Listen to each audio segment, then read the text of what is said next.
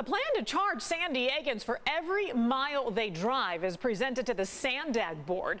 Good afternoon and welcome to The Four. I'm Heather Myers. I'm Carlo Cicchetto. Today, SANDAG staff unveiled their $163 billion plan that includes upgrades to transit infrastructure and investment in roads, sidewalks, and bike lanes, and a way to help pay for it, a tax on every mile you drive. The public comment portion went on for more than an hour. News 8's Kelly Hessedal joins us live with what everybody had to say about this. Kelly, I am sure that those on the board heard an earful.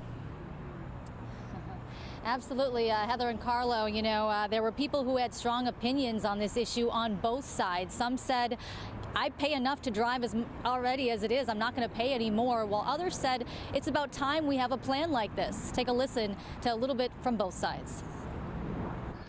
The vehicle mileage tax is a punitive, and I want to emphasize the word punitive, user-end tax that really targets the wrong people.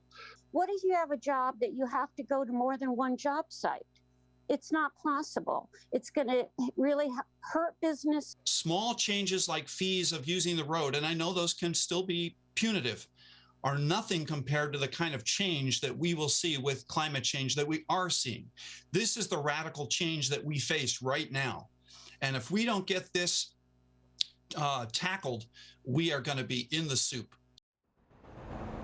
Now, so many people wanted to weigh in on the board's plan that they eventually had to wrap up public comments so they could move on and instead asked people to email their comments. So the road usage tax that's part of this plan would charge San Diegans 2 cents per every mile they drive. It would be in addition to a state tax that is also 2 cents per mile, so it could end up being a total of 4 cents per mile for San Diego drivers. Now, keep in mind two things. This is still a proposal. It is not a done deal, and this tax, should it ever be enacted, wouldn't begin until 2030. Now, there were a lot of concerns people brought up, like how would mileage be tracked? Would it be a privacy issue? Someone made the comment that this would just turn every road in San Diego into a toll road. The board listened to these comments, and some members said, hey, planning for the future and the transportation needs for this community is expensive, and though change may be hard to deal with, it's just something we have to face. I think a lot of times folks here and in other settings like to have their cake and eat it too. Well, we have to pay for stuff, and that's fiscally responsible. And to pass a plan of this magnitude without identifying reasonable solutions, even if they don't come to pass, that would be irresponsible. And the days of irresponsible financing at SANDAG are over.